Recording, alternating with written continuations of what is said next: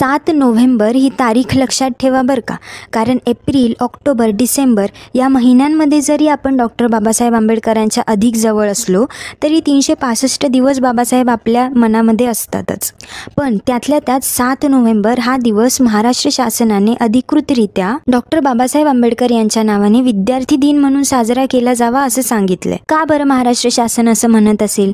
याचं कारण असं की विद्यार्थी कसा असावा याचं प्रतीक म्हणजे डॉक्टर बाबासाहेब आंबेडकर. कितीही संकट आली, कितीही अन्याय अत्याचार झाले तरीही आपलं चारित्र्य न गमावता जिद्द आणि चिकाटीने त्यांना तोंड देणं हे एका सर्वोत्कृष्ट विद्यार्थ्याचं लक्षण. आणि त्या विद्यार्थी दशेला परिपूर्ण न्याय देतात ते म्हणजे डॉक्टर बाबासाहेब आंबेडकर. 7 नोव्हेंबर हाच दिवस का बरं?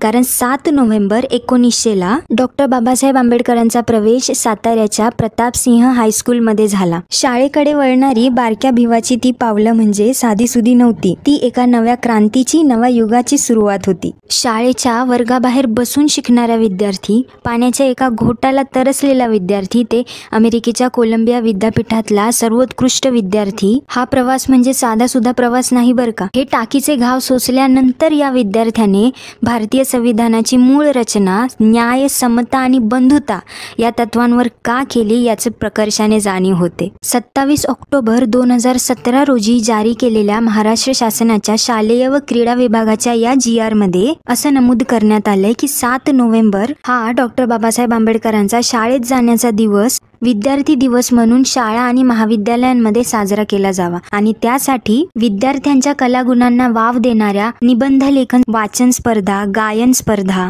वक्तृत्व स्पर्धा अशा कार्यक्रमांचं आयोजन करून डॉक्टर बाबासाहेब आंबेडकरांसारखं आदर्श विद्यार्थी कसं होता येईल बरं, या संबंधित विद्यार्थ्यांना मार्गदर्शन करावं असं त्या GR मध्ये नमूद केलंय. दुर्दैवाने मोठ्या स्तरावर हा कार्यक्रम आणि हा GR फॉलो केल्याचं दिसून येत नाही.